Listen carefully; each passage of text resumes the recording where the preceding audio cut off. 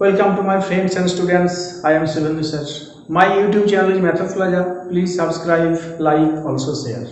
আজ আমরা কনিক সেকশনের অন্তর্গত প্যারাবোলার কিছু অ্যাপ্লিকেশন, কিছু প্রবলেম এবং তার সলিউশন নিয়ে আলোচনা করব, যেগুলো any competitive exam like PSC, SSC, SSC CGL, bank, post office, every competitive এক্সামের ক্ষেত্রে খুবই গুরুত্বপূর্ণ। শেষ পর্যন্ত তোমরা ভিডিওটা ফলো করবে, আশা করি উপকৃত হবে। অধিবৃত্ত বা প্যারাবোলার ষষ্ঠ পর্ব। আজকে আমরা কিছু প্রবলেম এবং তার সলিউশন, যে থিওরিগুলো আমরা আগে করেছি তার কিছু অ্যাপ্লিকেশন সম্পর্কে আজকে আমরা আলোচনা করব। প্রথম এক্সাম্পল, y স্কয়ার সমান 4ax অধিবৃত্তের উপর অবস্থিত a t1 স্কয়ার, 2a_t1 ও a t2 স্কয়ার, 2a_t2 বিন্দু দুটির সংযোজক জ্যায়ের সমীকরণ নির্ণয় করো। যদি জ্যাটি অধিবৃত্তের নাভিগামী হয় তবে প্রমাণ করো t1 * t2 সমান -1।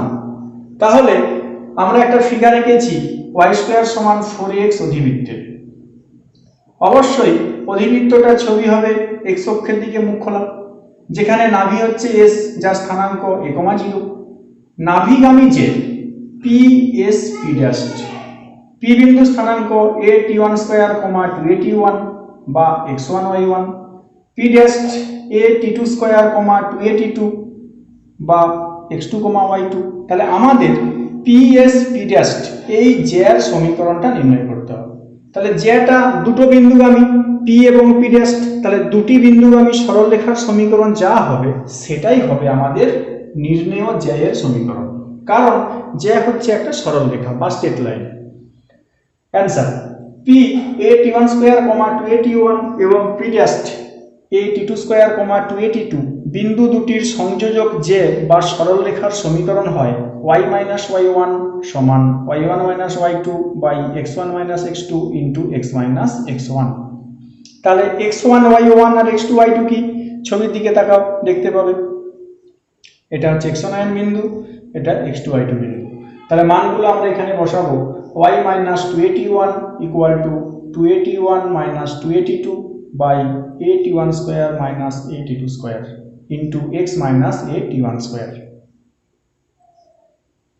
Imply y - 2a_t1 = 2a common নিয়েছি, t1 - t2 by a common নিয়েছি, t1 square minus t2 square into x - a_t1 square. Imply y - 2a_t1 = a কাটলো 2 into t1 - t2 by a square minus b স্কয়ারের formula t1 + t2 into t1 - t2 into x - a_t1 square. তাহলে t1 - t2 কেটে যাবে, কোণাকোণি গুণ করলে কি দাঁড়ায় y - 2a_t1 into t1 + t2 = 2 into x - a_t1 square. তাহলে এটাই হচ্ছে নির্ণেয় জ্যায়ের সমীকরণ।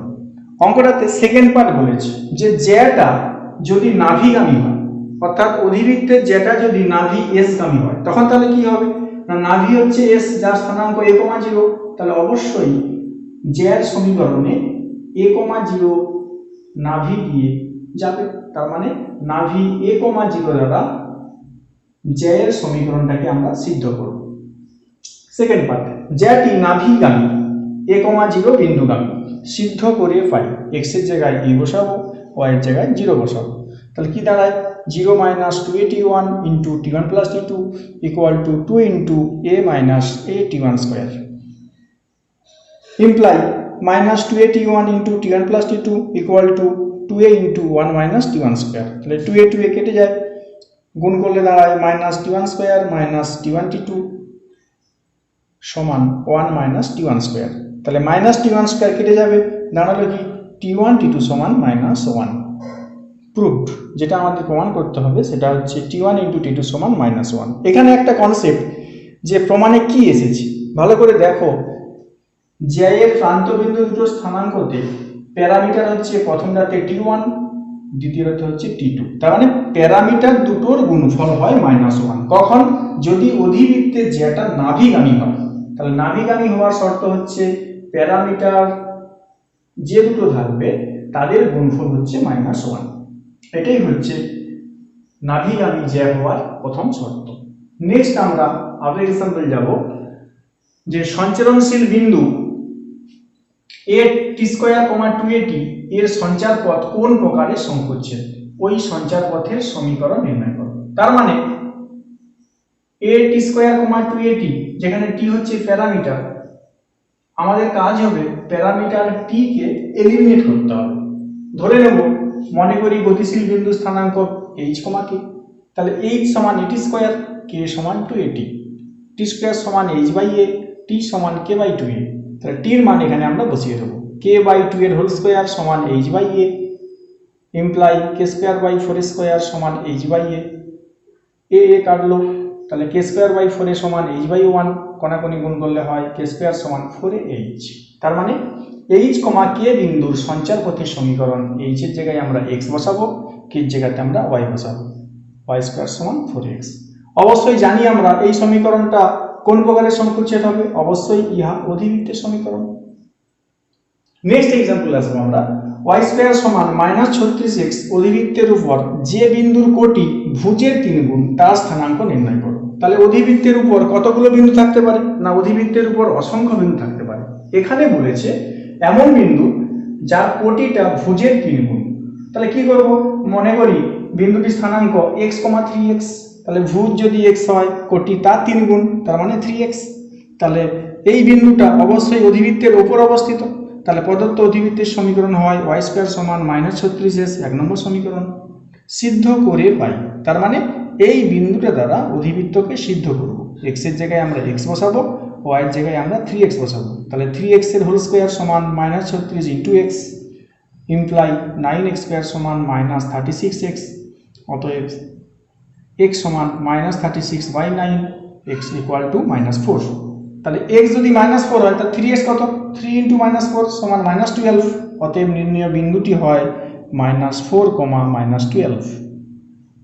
নেক্সট লাস্ট एग्जांपल করব আমরা যে y স্কয়ার সমান 12x অধিবৃত্তের প্যারামেট্রিক সমীকরণ এবং প্যারামেট্রিক স্থানাঙ্ক নির্ণয় করো। তাহলে কি করলাম, প্যারামেট্রিক সমীকরণ ও প্যারামেট্রিক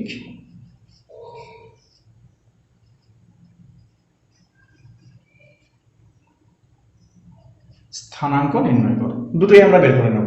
তাহলে y স্কয়ার সমান 12x লিখতে পারি y স্কয়ার সমান 4 গুণিত 3 * x। আমরা জানি অধিবৃত্তের সাধারণ আকার হয় বা স্ট্যান্ডার্ড ফর্ম হয় y স্কয়ার সমান 4x। তাহলে অবশ্যই তুলনা করে পাই a সমান 3। তাহলে আমরা জানি প্যারামেট্রিক সমীকরণ বা প্যারামেট্রিক স্থানাঙ্ক y স্কয়ার সমান 4x এর কি হবে, না x সমান at স্কয়ার সমান 3 * t স্কয়ার, y সমান 2at সমান 2 * 3 * t সমান 60। তাহলে প্যারামেট্রিক স্থানাঙ্কটা হয় 3t স্কয়ার, 60, আর সমীকরণ হয় x সমান 3t স্কয়ার, y সমান 60। তাহলে সমীকরণ মানে হচ্ছে সমান চিহ্ন আকারে থাকবে, আর স্থানাঙ্ক মানে ফার্স্ট ব্র্যাকেটের মধ্যে কমা দিয়ে ঘেরা হবে। তাহলে এই ছিল আমাদের দুটো কাজ, প্যারামেট্রিক স্থানাঙ্ক এবং প্যারামেট্রিক সমীকরণ। Thank you for watching.